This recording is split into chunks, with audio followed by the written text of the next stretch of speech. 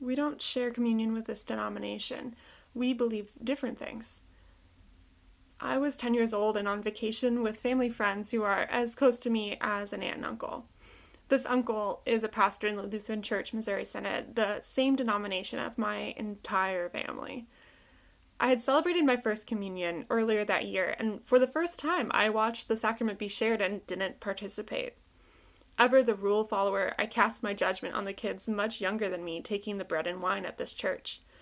How can they even know what communion means, I thought. They are too young.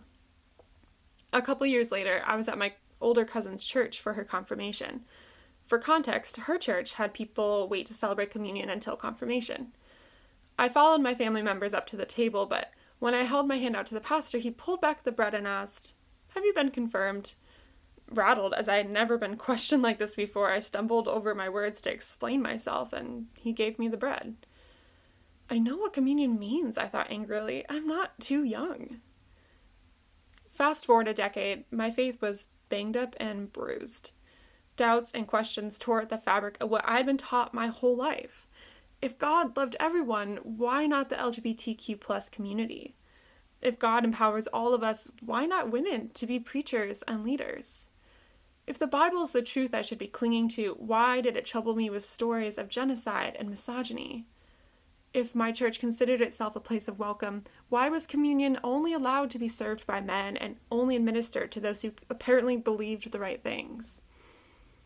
The church I grew up in no longer felt inviting to me, and my cynicism and discomfort led me to walk out of a Christmas Eve service.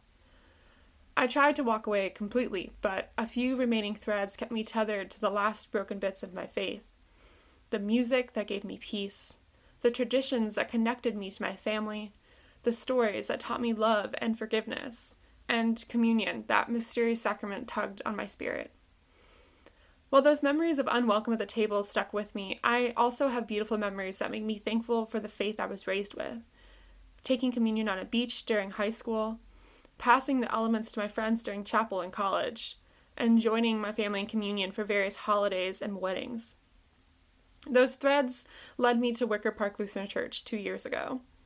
After receiving communion, I sat in the back crying. Everyone had been welcome at the table. Even me, who thought, I don't know what communion means anymore. My faith is too weak. And today, communion remains a mystery to me. But I know that I need it. And when I'm not sure what I believe, I can approach the table and rest in the faith of the community around me. Whether it's graham crackers and LaCroix in my apartment watching this live stream, or vegan and gluten-free bread and wine in our church building, all are welcome, even me.